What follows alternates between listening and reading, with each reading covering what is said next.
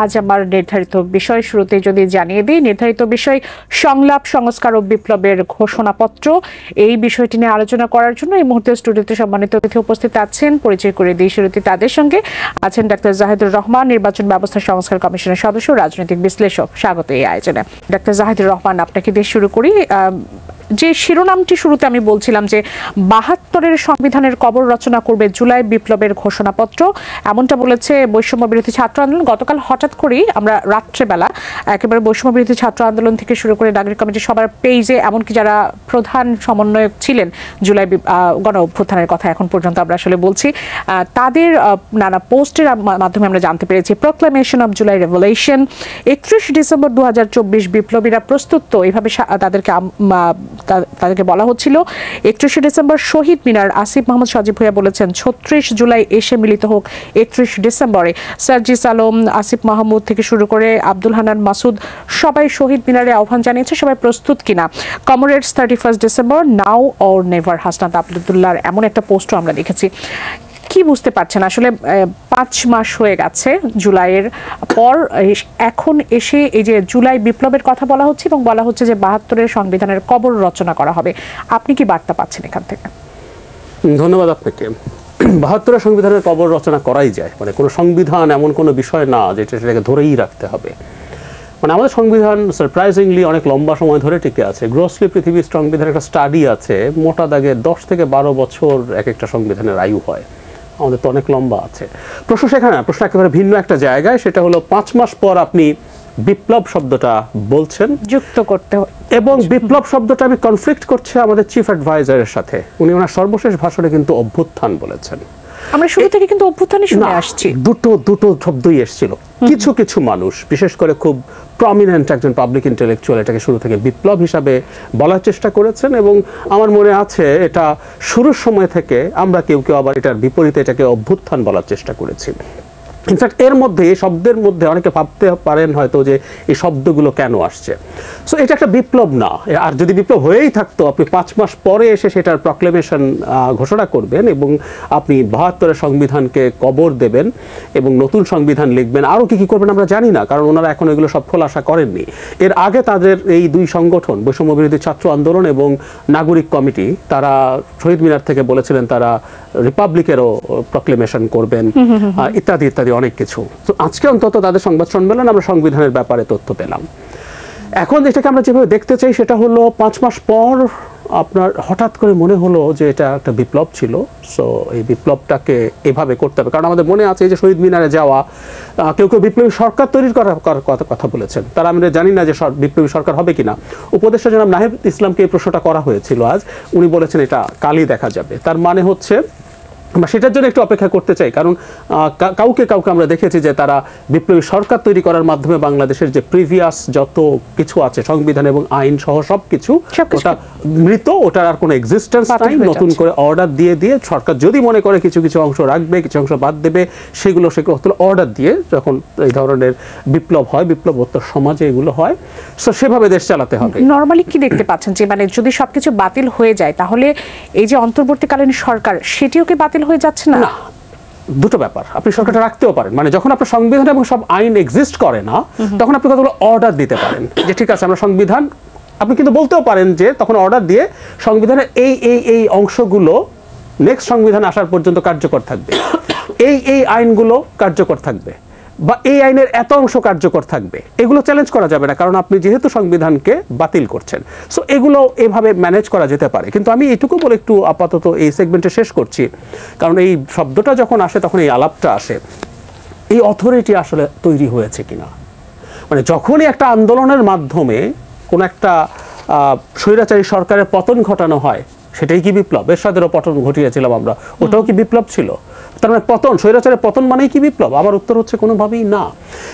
এইটার মানে আমরা বিপ্লব বলতে খুব বেসিকলি যেটা বুঝি, আমরা অনেকে হয়তো খেয়াল করে যে শুধু পলিটিক্যাল বিপ্লবের কথা বলছি। বিপ্লব কিন্তু অন্যভাবে হয়। ধরুন ইন্ডাস্ট্রিয়াল রেভলিউশন হয়েছে, এগ্রিকালচারাল রেভলিউশন হয়েছে, ইভেন মাও জেদংয়ের সময় কালচারাল রেভলিউশন হয়েছে। সো ওগুলোতে আসলে মোদ্দা কথাটা হচ্ছে আপনি একটা সিস্টেমের আমূল পরিবর্তন করে ফেলেন। যখন স্টেটের ক্ষেত্রে হয়, ইরানিয়ান রেভলিউশন, পুরো প্রিভিয়াস যে পলিটিক্যাল এবং সোশ্যাল সিস্টেম ছিল পাল্টে ফেলেছেন। চাইনিজ রেভলিউশন, মাও যেটা করেছেন, পাল্টে ফেলেছেন।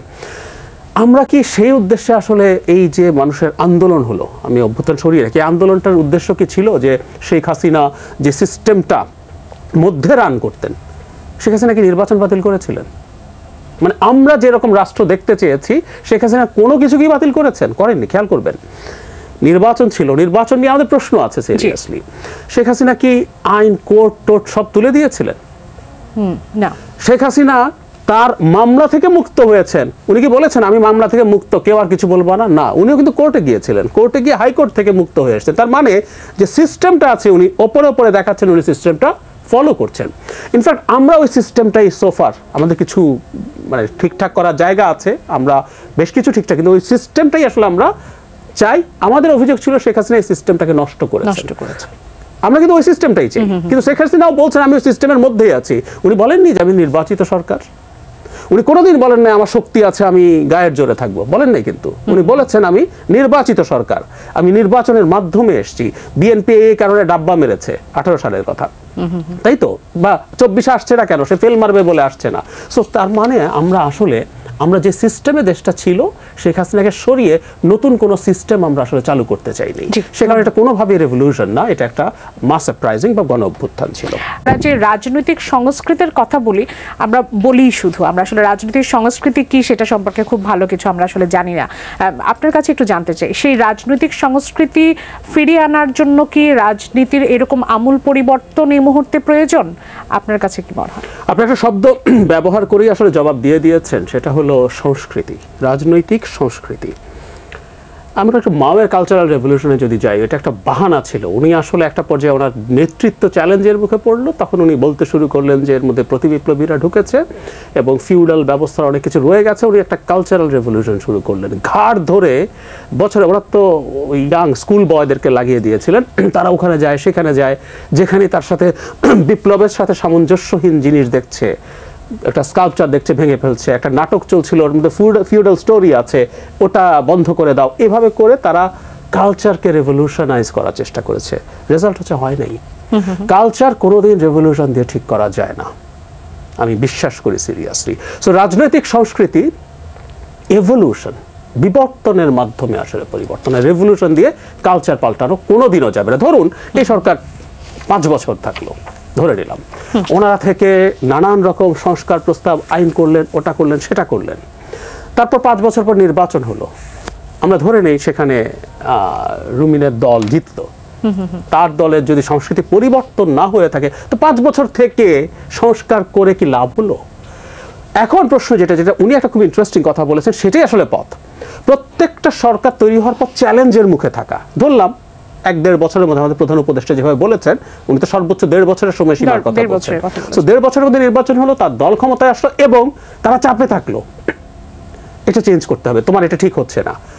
দায়বদ্ধতা থাকবে কোথায়, মানে কার কাছে থাকবে বা চাপটা প্রয়োগ করবে কারা? দিনের শেষে জনগণ চাপ প্রয়োগ করবে। এবং আপনি যদি ইলেকশন ম্যানিপুলেট করে শেখ হাসিনার মতো ক্ষমতার ধরে রাখতে না চান, তাহলে আপনাকে জনগণের কথা শুনতে হবে, তো আদারওয়াইজ আপনি তো নির্বাচিত হবেন না। সো এভাবেই একটা ডেমোক্রেটিক প্রসেস, ইলেকটোরাল প্রসেস এভাবেই কাজ করে। ইলেকশন একটা ডেটারেন্ট, আপনাকে সীমাহীন খারাপ হতে বাধা দেয় সে। সো এভাবেই কালচার পাল্টায়, বা কালচার কিন্তু দীর্ঘ সময় নিয়ে পাল্টায়, এটাই নিয়ম। কালচার আমাদের রক্তের মাংসে মিশে যায়।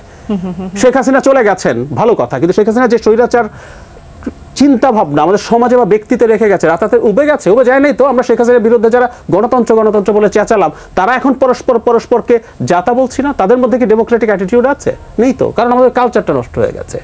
এটা রাতারাতি হয় না। তাহলে নতুন রাজনৈতিক বন্দোবস্তের কথা যেটি বলা হচ্ছে, সেটির সম্ভাবনা কতটুকু দেখতে পান? আমি খুব, এখন বন্দোবস্ত একটা হতে হবে। এখন সমস্যা হচ্ছে বন্দোবস্তের মধ্যে কতগুলো জিনিস থাকবে, এটা নিয়ে আমার বিতর্ক আছে। আচ্ছা, কেউ অনেক বেশি কিছু চায়, আমি এত আশাবাদী মানুষ না। আমি তুলনায় অনেক বেশি রিয়ালিস্ট, আমি আরো বেশি বাস্তবতা বুঝতে চাই। কিন্তু কিছু বেসিক, যেমন ধরুন আমরা নির্বাচন আর ম্যানিপুলেট করব না। তত্ত্বাবধায়ক সরকার যে হবে, এটা তো বিএনপিও এখন চাইছে। ইভেন আওয়ামী লীগকে জিজ্ঞেস করেন, তারা যদি নির্বাচনে আসতে পারে, আমাদেরকে নানান কিছু শিখিয়েছিল, সে ওর তত্ত্বাবধায়ক সরকার চাইবে। তো আমাদের সবার, ও তো বিএনপি, ধরুন এবার যদি বিএনপি ক্ষমতা আসে, পরের নির্বাচন কি বিএনপির অধীনে সে করবে না। সো আমরা একটা বেসিক, সেটা হচ্ছে আমরা নির্বাচন ম্যানিপুলেট করব না, তত্ত্বাবধায়ক সরকারটাকে ম্যানিপুলেট করার চেষ্টা করব না। সো এরকম 2, 3, 4টা আমরা বিচার বিভাগটাকে মোটা দাগে এখনো কিন্তু পুরোপুরি স্বাধীন হয় না আমাদের লোয়ার জুডিশিয়ারি। এরকম হাতে গোনা যদি সময় আসে আমি কতটুকু চাই সেটার একটা লিস্ট, একটা হিসাব আমি দিতে পারবো। ওইটুকুতে অন্তত একটা বন্দোবস্ত লাগবে। কিন্তু সমস্যা হচ্ছে আমরা বন্দোবস্ত কেউ এমন পর্যায়ে নিয়ে যেতে চাইছি, আমরা কেউ মনে করছি যে কিছু লিখে টিখে ফেললে মাথায় একটা স্বপ্ন আছে সেগুলো সব আমরা বাস্তবায়ন করে ফেলতে পারবো। পৃথিবীর ইতিহাস আসলে তা বলে না। এই জন্য আমি ওই পথটাকে একেবারে ভুল মনে করি। বরং আপনি যখন অনেক বেশি অনেক বড় এক্সপেকটেশন তৈরি করেন তখন আসলে পরস্পরের মধ্যে দ্বন্দ্ব সংঘাত, অবিশ্বাস তৈরি হয়। এটা বরং আমাদের এই যে ন্যূনতম একটা বন্দোবস্তের দিকে যাওয়ার পথটাকে রুদ্ধ করে।